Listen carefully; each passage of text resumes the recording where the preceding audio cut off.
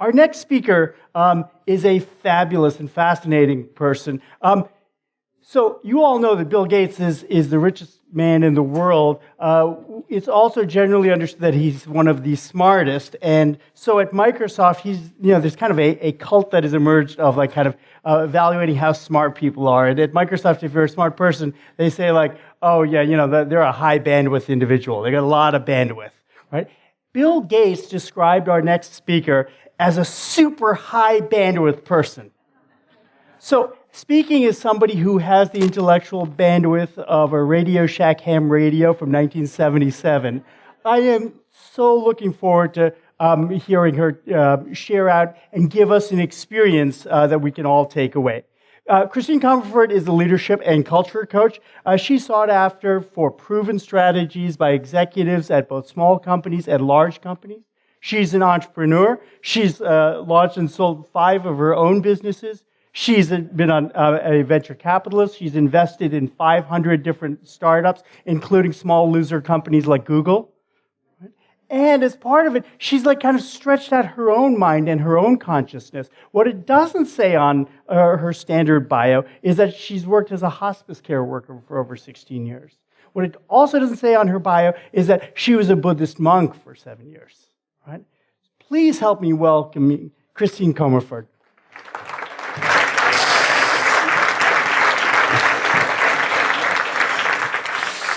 Thank you. Good morning. How are you guys? How you guys doing? Good? Having fun? I was inspired by that. I was inspired by John Mackey. Here's the thing. Whenever I have a big windfall, I give half of it away to cool nonprofits, and it creates more. How many of you guys have noticed that when you get abundance and you give it to cool nonprofits, like you get more? It's like the universe goes, right on, sister. High five. Here's some more. Yeah, it's good. We're going to talk about your awesome brain today. We're going to talk about a couple of ways to enroll and engage people really powerfully. We're going to talk about how to experience higher purpose in your body and to know what it feels like. One quick thing, we're going to go over one tool. If we have time or questions, we might go over another one. This is a quick reference guide. Outside at the Smart Tribes table, you go outside, and right next to the gentleman's room is the Smart Tribes table, and you can get one of these, and you can hang this in your office so you remember to use your tools. Cool. How many of you have had the experience where you have wanted to connect with somebody, but you've kind of felt like ships passing in the night? Like, they're kind of like going la, la, la, la, la, like they're not there with you? Had that experience? Yeah. So the brain needs to have a couple of experiences at work. Please jot this down. The brain needs to aspire. We're cold and hungry, but we're going to, I can see it, the Ritz-Carlton 24/7 room service, 1,000 count Egyptian cotton. So we're cold and hungry now, but we're going somewhere cool. So we need to aspire. What we also need in business is to have insights, our insights, not our boss's insights, not somebody else's, our own insights. So the tools I'm going to show you today are going to help you create that aspiration in people and help people have insights. The brain, when it experiences you as same as, you're not different from me, so I don't need to resist you. When we can give somebody the experience of same as, we can loop arms with them subconsciously and walk forward to a glorious win-win future, okay? Good. So let's talk about, we're not going to talk about what I've done because I've done various things, yay on that. Let's talk about, though, tools that you guys can use now. So we've used these tools with a ton of different companies. Doesn't matter what industry you're in, humans are humans. So we're going to learn the 3 things that human beings crave. Because to get higher purpose, there are some prerequisites. What are the prerequisites to creating the experience of higher purpose? What are some of the prerequisites? What do you have to have? What do you think? Passion, thank you. Yes, you have to have passion for higher purpose. What else do you have to have for higher purpose? Clarity, positive relationships.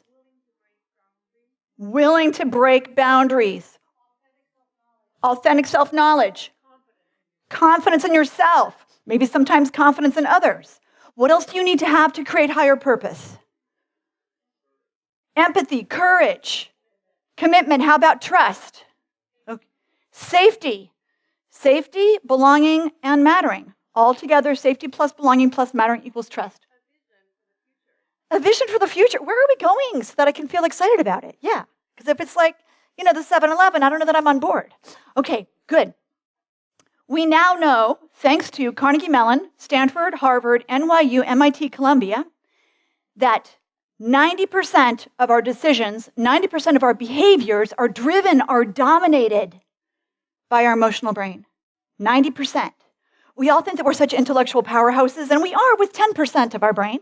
We all go to these awesome universities, and that's so cool.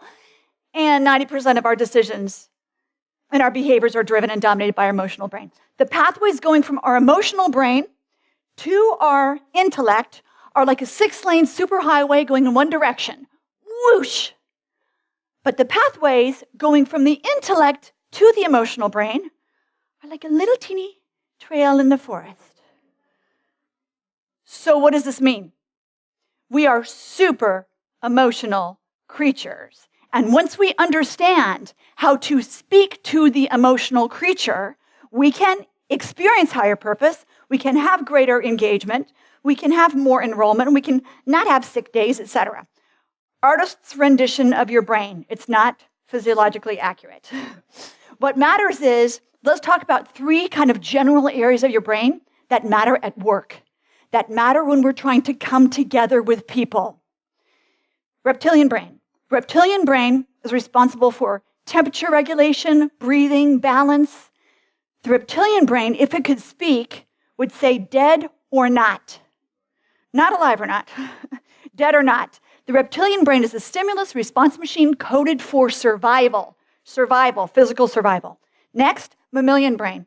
The mammalian brain is all about emotional survival. This is where we have the fight, flight, freeze response. The mammalian brain is where we have the hippocampus, very important. Learning and memory, important at work. Learning and memory, yeah. Now, how many of you have noticed that the biggest memories you have in your life have either big, huge positive or big, huge painful emotions attached to them? Yeah, that's your hippocampus doing its job. Wow, this was really important. I better remember this. So when a company has mission, vision, values that aren't exciting, and you ask somebody, hey, what's your company's mission? Oh, just a second. And they're going through their file cabinet. Okay, circle slash all over that, right? Hippocampus, not engaged, not emotional. All right, layered on top.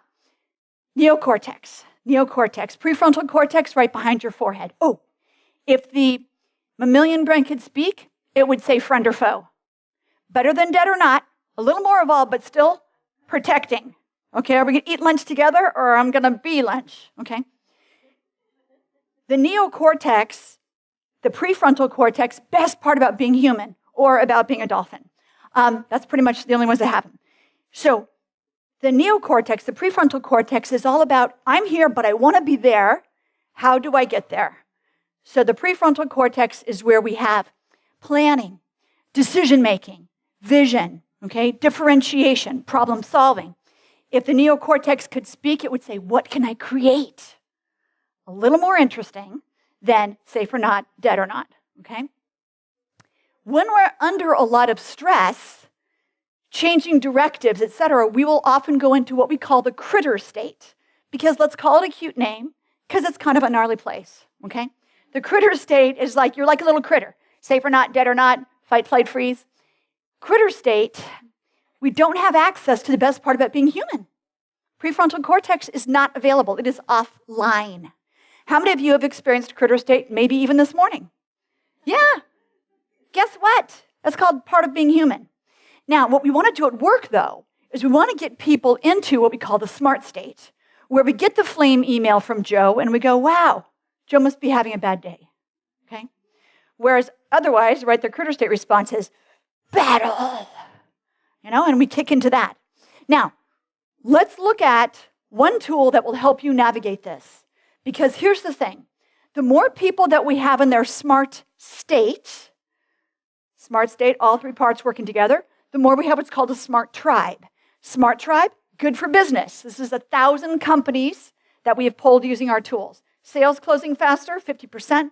Team member engagement, up 35 to 50%. You don't need to hire more people. You need your people in their smart state. The more people in their smart state, the more you have what's called a smart tribe, and you get these results. Engagement, 6,700%, and of course, revenues and profits. So we don't need more people necessarily. We need our people actually using all of their brain because they feel emotionally connected. Now let's get to why are we doing all this? As your company grows, you navigate revenue inflection points. What's cool is it's pretty darn formulaic. Don't be totally impressed by this. It took us 34 years to figure it out. But there are inflection points where a company, when it hits a certain level of revenue, it becomes a whole different company. How many of you have noticed this? And you're like, what? Yeah, the people who worked here don't quite fit here, and this role just morphed into 3, and God, our floor wax sucks. Let's make it into a dessert topping. You have to just move around. The purple stuff is the people stuff. The green stuff is the money stuff.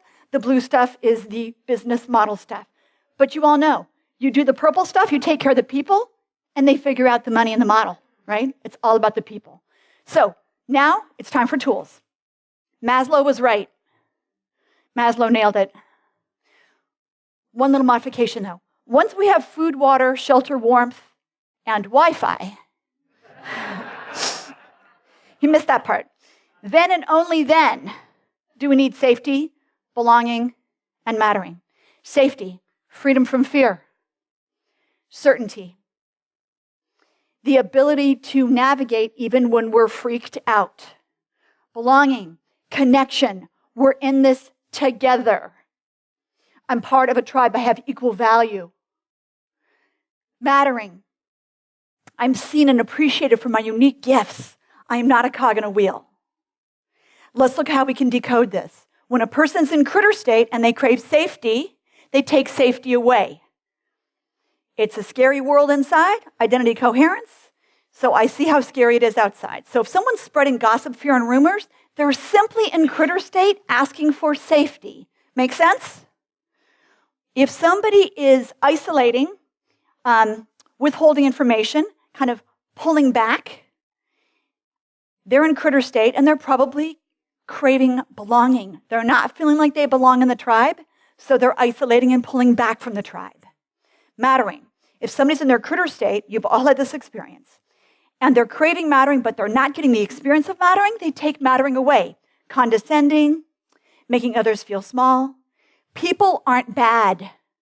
No people are bad. Just behaviors work or don't. It's our job as conscious leaders to decode what emotional experience somebody is asking for.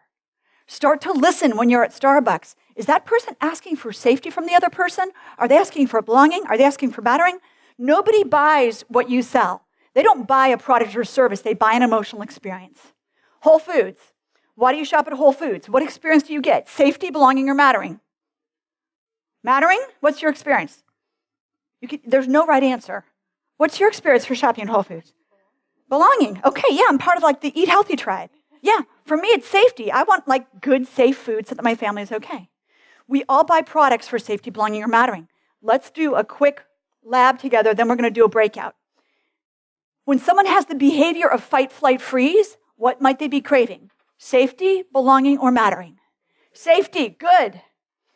Us versus them. There's us, and then there's the suits up in the executive suite. Us versus them. Belonging, good, good. Victim, complaining, whining. I have no power, nobody appreciates me. Safety, belonging, mattering. Mattering, good, good. Perpetually seeking recognition. Mattering, yeah. I unloaded the dishwasher, woo, party. Okay, now let's wash the car, okay? Procrastination. Procrastination, perfectionism, two sides of the same coin. It's a combo pack. Safety, belonging, mattering. There's some safety, good, yeah?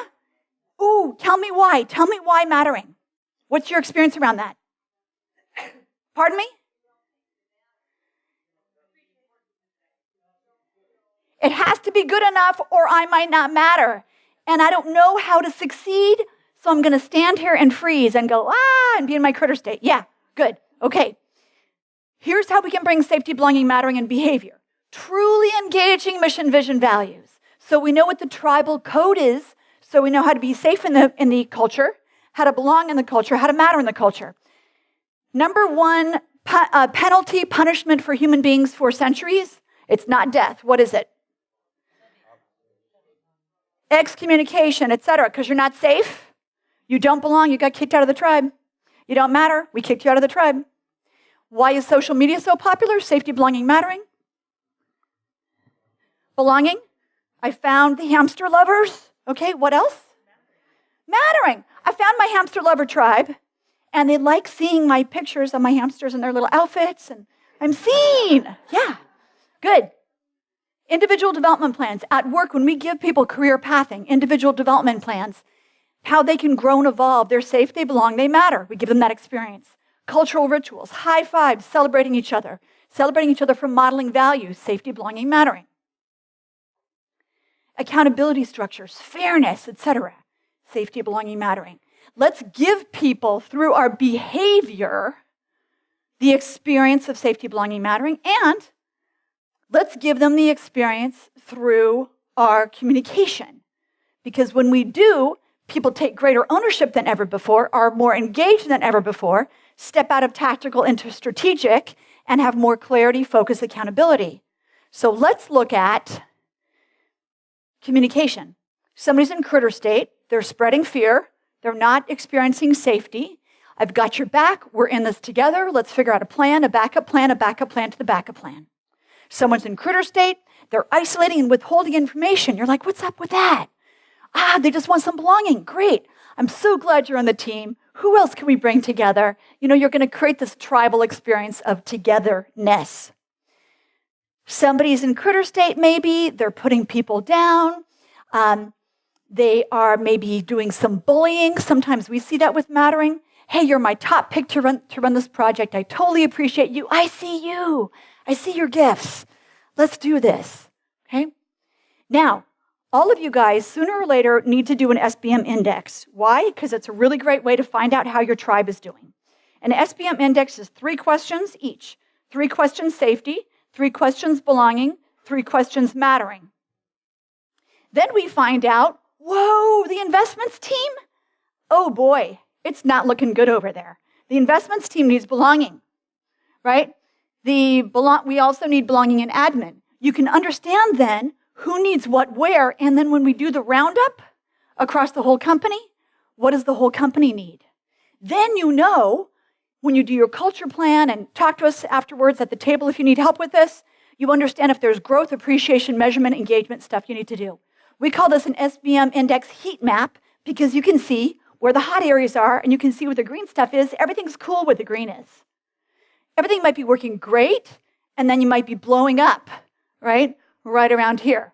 Oh, okay, well, we need to do some more appreciation and acknowledgement. All right, let's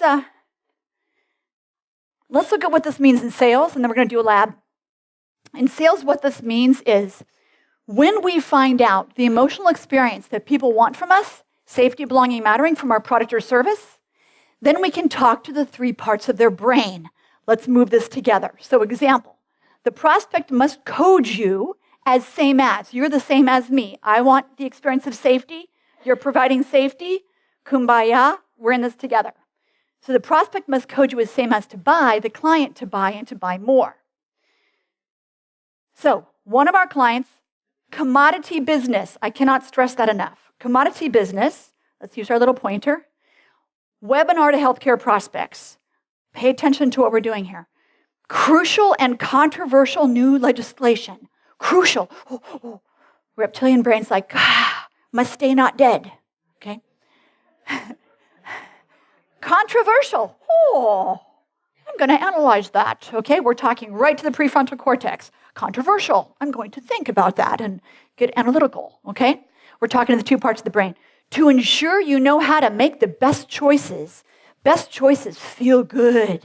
Mammalian? Best choices, let me analyze that, okay? Prefrontal, good. So I can build trust, so I can stay in the tribe. That's a super mammalian thing, but if I don't stay in the tribe, reptilian might be dead, okay? So we talk to the brain. What happens?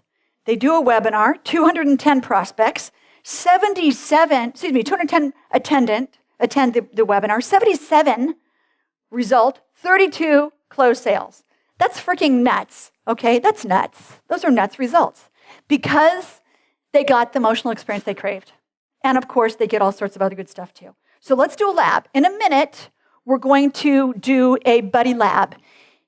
The heartbeat clap goes like this, like a heartbeat, okay? When you hear the heartbeat clap, that means the lab time is over. So when you hear it, you start doing it, and then we get this heartbeat swarm, and the people who are talking go, oh, is that a heartbeat? Perhaps I should stop talking, okay? And that's how we all come back, okay? Good. So what we're going to do in a sec is we're going to buddy up, and don't go into critter state. If there's like nobody near you, don't go, ah, okay?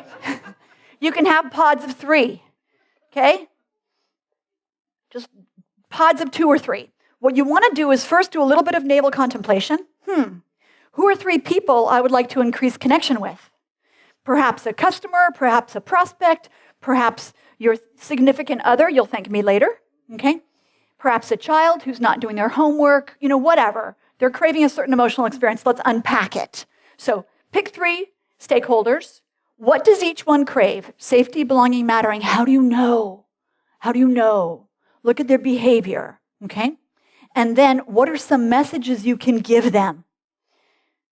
There's a certain person in my life who craves safety. And this person, whenever I go out to dinner, it's really important that this person gets a good table at the restaurant. What else is behind that? What else does she crave? There's some safety. And thank you, mattering. I got to have the right table, right? So whenever we make a restaurant reservation, to avoid critter state, I make 3. Yeah, and they're 10 minutes apart. And then when the standard phone call comes up, what if we don't get the right table? I'm like, I have got this. We've got Chart House, we've got such and we got such and such. We have a buffet of choices. I'm even going to go in advance, and I'm going to give $20 to each maitre d'. We're going to have great tables. It's like the world is your buffet of awesome tables. And she goes, okay? Here's the thing. Just find out. You need to find out. You need to find out what somebody's go-to is in critter state and prevent it. You also need to know what lights somebody up. So if somebody craves mattering often in their critter state, a great way to light them up is to just give them mattering on a regular basis. We can preempt critter state by understanding their go-to behavior. So in a sec, we're going to buddy up. We're going to take about 10 minutes for this, okay? I will time it. Make sure that it's equal opportunity. Make sure that your buddy and you both get to talk, okay? Self-directed 10 minutes, all right? Questions on safety, belonging, mattering before we unpack 3 important people in our life, what they're craving, and what we could give to them. Question, yes. Dyads, unless somebody goes, there's nobody for me, and then do a 3. Yeah, a triad. Other questions on safety, belonging, mattering? I'll lose track of time, and I'll do heartbeat clap when it's time to come back. Okay, go. Go. Okay. All right, thank you. Good. Let's take some shares. First of all, does this make sense? Safety, belonging, mattering? Is this a useful tool? Yeah. Yeah, heck yeah. Yeah, Frank's like, oh, heck yeah. I love when people don't say yeah, they go, heck yeah. Let's do some shares. Let's do some shares. Yes, what would you like to share? Stand up and holler. If we have a hand. Woo! Well, I think what's most profound just now was that what we got through the group and so much more to light, which was amazing, was Mattering. She's like, yes, that was me. was though that actually those different dynamics actually change throughout the course of the relationship with someone. So it might be mattering start. Oh, thank you. I think you're just talking to the top of it. Oh, wow. So that mattering actually, like we were starting off with mattering, and then maybe somewhere in the relationship, safety, belonging became important. And then at the end, mattering might have been important to wrap up the whole thing. So it's very interesting to see and really thankful for the awareness that changes. Life is not static. Woo, let's clap. Yeah. Yay, thank you. Oh, that matters. So safety, belonging, mattering is also contextual. Contextual. When you're meeting with your financial planner person, do you crave safety, belonging, or mattering? Safety, don't mess the money up. Yeah. When you're with your friends, what do you crave most? Safety, belonging, mattering. Yeah, for me, it's like girl tribe. Woo, yes. When you're with your significant other, what do you crave most? Safety, belonging, mattering. Whatever's true for you. Belonging and mattering. Yeah, whatever. Some people say all of them. Yeah. Yeah, and at different points in your life, you might crave one or over the other. And yeah, in different contextual settings. Yeah, good. Let's take a couple more shares. Good, let's unpack this. Back table, yes. We started looking at it, and what came out of our conversation was the sense of belonging was at the core for everybody. That without belonging, there is no safety and doesn't really matter. And so that we're missing that as a society, as workplaces, so on and so forth. So it's a really nice, kind of shift for us in the way we thought about it. Beautiful. Did we just notice that in the recent election? Were people belonging with each other? I mean, what I got from that was, wow, we have a country that doesn't belong with each other. I'll take that weird thing. Yes, because he was like, and you'll take this now? Yeah. And let's also look at belonging. The word belonging, Old English, belongen. Okay, belongen is where it comes from. And belongen means to deem suitable. I will belong in that horse. I will not belong in that horse and purchase it from you. Yeah, belonging comes from deemed suitable. So you're in the tribe if you are deemed suitable. Yeah, we always have, as humans, a background process scanning for, do I belong or not? Do I belong or not? When we see people who do scary things, like shoot up airports and stuff, how are they described? Often, loner. Because you can't kill your own tribe if you belong to it. It's not your tribe. Yeah, good. Let's take a few more. You guys have to experience this cube. It's totally weird. Yeah. Okay, the thought was initially a bully, you think like a little dog barking because it's scared. But also I think a bully wants to make all the decisions because they might want to belong. They're irrelevant if they're not the ones, if they're not needed to make the decisions. So it's another aspect of, I think a bully can be wanting belonging, but again, driving people away, so he's perpetually unhappy. What else might a bully be wanting? Mattering. And going about it in an ineffective way because they're in critter state. Thank you. We haven't been clapping for the shares, just like this is like a group clap for all the sharers.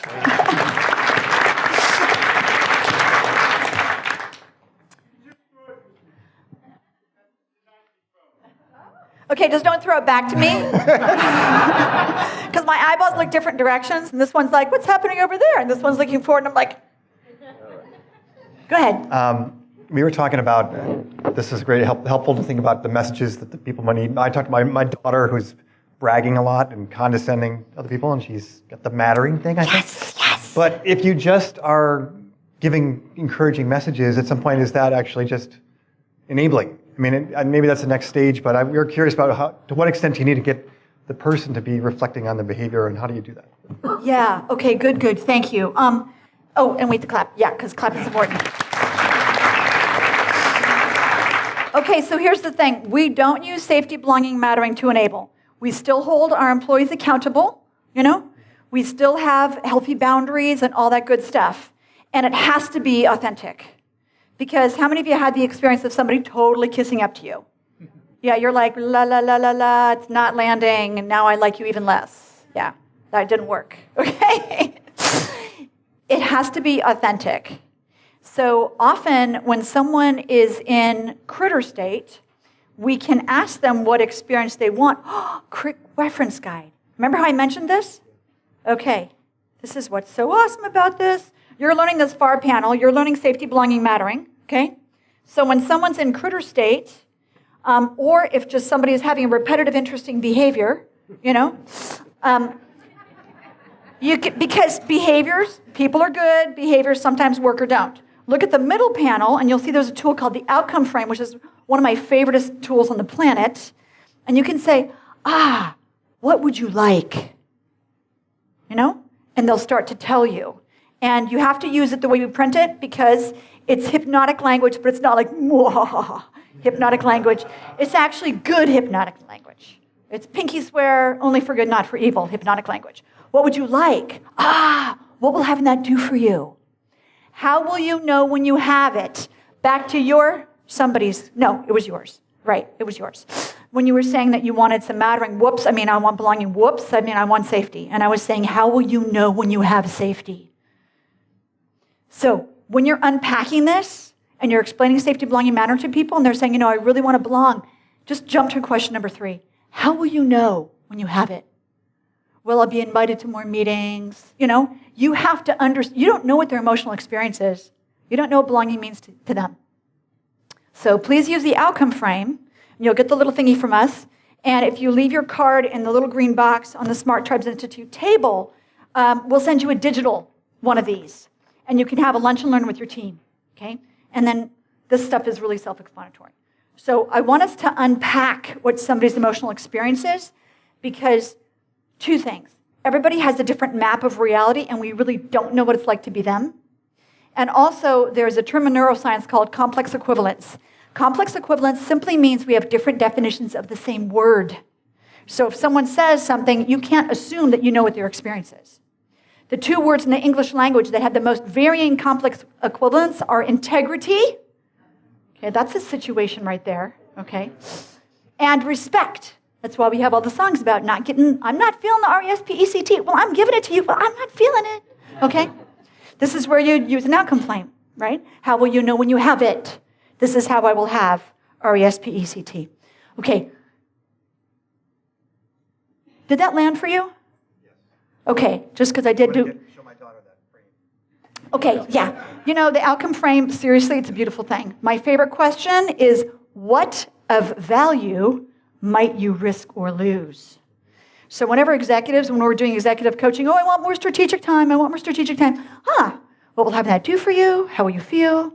How will you know when you have it? Well, I'll have, 3 hours each Friday, blah, blah, blah. What of value might you risk or lose? Ooh. I'll have to stop rescuing people. I'll have to get out of the weeds, right? I'll have to change my experience somehow. You have to get present to the cost. Because have you ever noticed, if it was totally okay to have something, you'd have it already. Okay? We're smart people. The outcome frame also, in the context of safety, belonging, mattering, helps you get to the desired state. So you're here. This is your present state, and you're going, wow, it would be so cool to be over there. It's important to remember that a while ago, you were over here, saying, wow, it would be so cool to be there. Then you got here, and because we're human, you celebrate for like a nanosecond. Yay! Oh, you know what? I really want to be there, though. That's where the beautiful people are. That's where I want to go. So the outcome frame helps you get present to where you are, unpack the desired state, help your brain do what I said earlier, aspire, and have insights, double down with the outcome frame. Woo! Okay? And you walk people to the desired state, they bask in it, and they say, oh, it is warm here, and there's umbrella drinks and good-looking people. I want this desired state. Oh, there's a cost to the desired state. What a value might I risk or lose? It's worth it. Okay? Good. Questions? I will disappear in 7 minutes. Questions. Questions so you can implement this. Where's the cube? I want you guys to implement this when you get back. I want you guys, there's more tools in Smart Tribes. We have a bunch out there on the table. Where was the raise? Yes. I want you guys to have beautiful experiences with this. Thank you. This is really weird. Can you talk about how this works for the young people up to 24, 27, for whom the prefrontal cortex is not yet fully developed? Like my daughter. Yes. Okay. And let's clap. That was the juicy one. Yeah. Okay. The prefrontal cortex for males is fully cooked at 25. So if you ask, this is why there's so much recruiting for the military early on. Because the guys go, oh, that looks like a really good idea. Yeah, I'm going to sign up for the military. Then they get there like, people are shooting at me. What? And I've got a 5-year contract or whatever that you can't get out of. For women, the prefrontal cortex is cooked by 21. Okay? So the women make a little better decisions a little earlier on. Okay?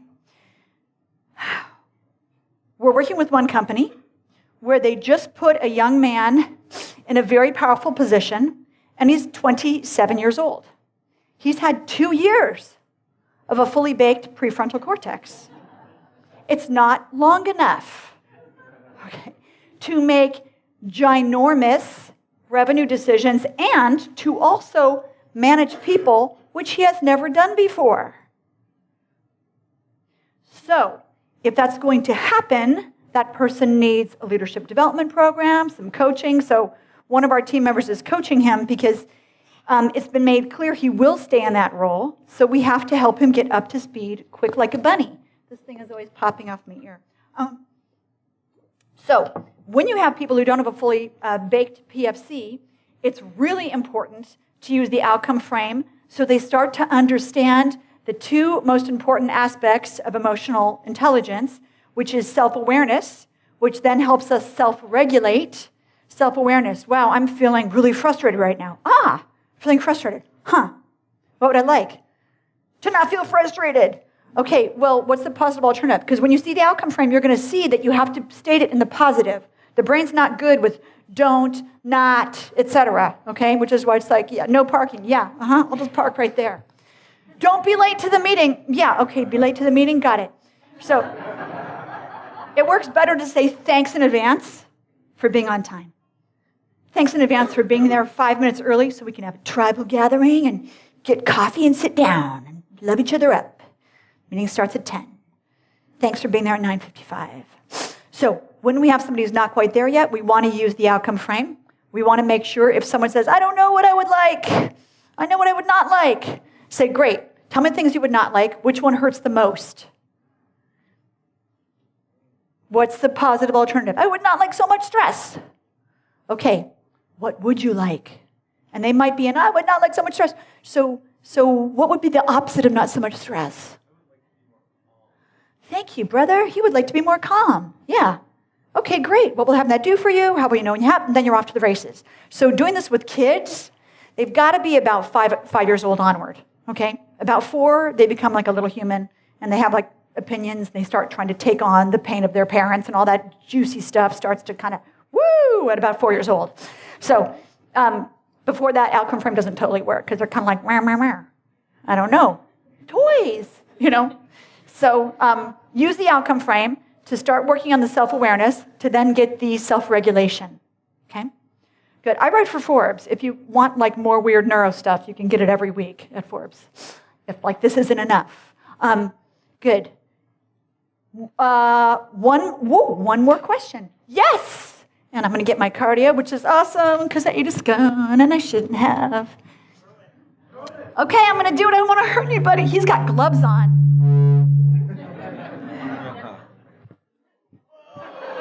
Whoa! Cool. I write for ESPN. Just kidding. So question is, do you have some kind of guide somewhere where you can kind of more easily tell if somebody's wanting belonging or mattering or any of that? Or Smart Tribes. Smart Tribes is our book. Smart Tribes, How Teams Become Brilliant Together. We have them out front. Okay, let me ask you a more interesting question. How do we apply this to Donald Trump? I'm serious. Or his supporters. No offense. Okay, I'm serious. so we're not going to have any judgment here? Okay, because safety, belonging, mattering is awesome because it enables you to not have judgment about somebody's experience. We're just going to unpack what they want and help them get it. So let's just take a sec and unpack Donald Trump. What do you think Donald Trump craves most? Safety, belonging, mattering. Yeah, that's kind of... Mattering. Belonging. Mattering. Who does he want to belong with? Humans.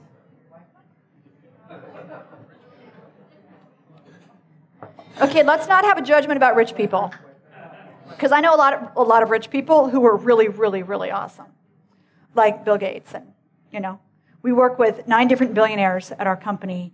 And 2 of them can be difficult. But it's just because they don't feel they matter. So when somebody craves the experience of mattering, right, we have an opportunity to show them ways that they can matter that will actually resonate with who they want to matter to. Because mattering actually has, right? Mattering doesn't happen alone, right? You have to matter to somebody. Who does Donald Trump want to matter to? I think so too. I think between 0 and 7, something happened in Donald Trump's early development, which caused him to have an experience of not good enough. And he has been trying to feel good enough ever since then. So, what is it that would be positive? You know? That's why it's like Mother Teresa totally nailed it. She was invited to all these anti-war rallies, and she would say, I don't want to go because you're putting attention on war. Anti-war rally, you're putting attention on war. If you invite me to a pro-peace rally, I'm all over that. When you change the things you look at, the things you look at change. When you change the things you look at, yeah, work through that one, Joe. Yeah, when you change the things you look at, he's like, the things you look at change.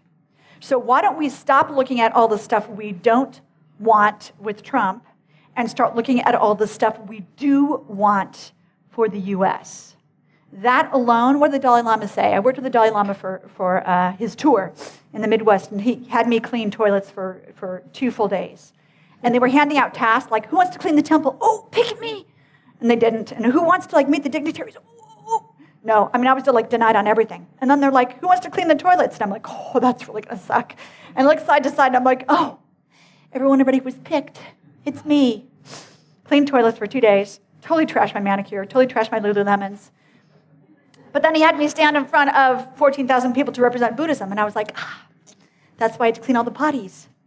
Clean the potties, get the humility, stand in front of 14,000 people. Got it.